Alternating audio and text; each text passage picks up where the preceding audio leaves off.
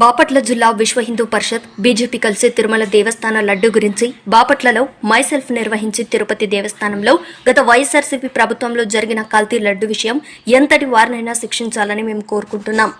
హిందూ ధార్మిక సంస్థలను, హిందూ దేవాలయాలను హిందూ ధార్మిక సంస్థలకే అప్పగించాలి. హిందూ దేవాలయాలను హిందూ ధార్మిక సంస్థలకే అప్పగించాలి. ఇది గవర్నర్ గారికి మేము మెమోరాండం ఇస్తున్నాం ఇవాళ. కనుక గవర్నమెంట్ ద్వారా మాత్రమే ఈ విషయం జరగాలి. కాబట్టి మన రాజ్యాంగం ప్రకారంగా హిందూ ధార్మిక సంస్థ దేవాలయాలను హిందూ ధార్మిక సంస్థలకి అప్పగించాలి. ఇటువంటి హిందూ ధార్మిక సంస్థలు అనేకం ఉన్నాయి కాబట్టి వాటికి అప్పగించాలని మా ప్రధాన డిమాండ్.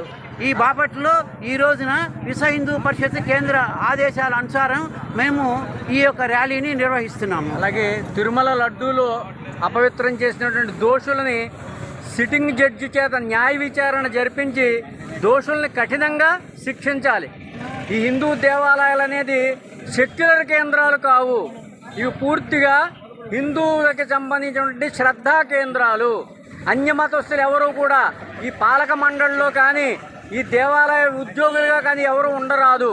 ఇప్పటికే అటువంటి వాళ్ళు ఉంటే వాళ్ళ మీద న్యాయ విచారణ చేసి వాళ్ళని వెంటనే తొలగించాలని చెప్పి మేము డిమాండ్ చేస్తూ ఉన్నాం.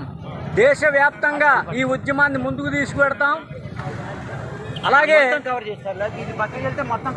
దేశవ్యాప్తంగా ఈ ఉద్యమాన్ని దఫదఫాలుగా ముందుకు తీసుకువెడతాం. ఈ యొక్క హిందూ దేవాలయాల వ్యవస్థ ఏదైతే ఉందో అది భ్రష్టు పట్టిపోయింది.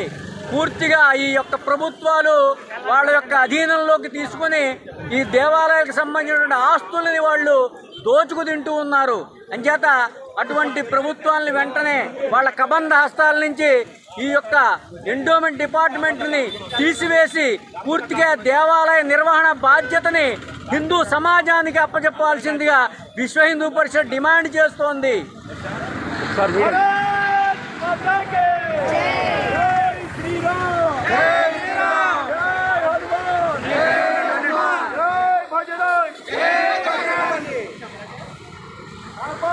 కాపాడాలి తిరుమల పవిత్రతను, తిరుమల పవిత్రతను, తిరుమల పవిత్రతను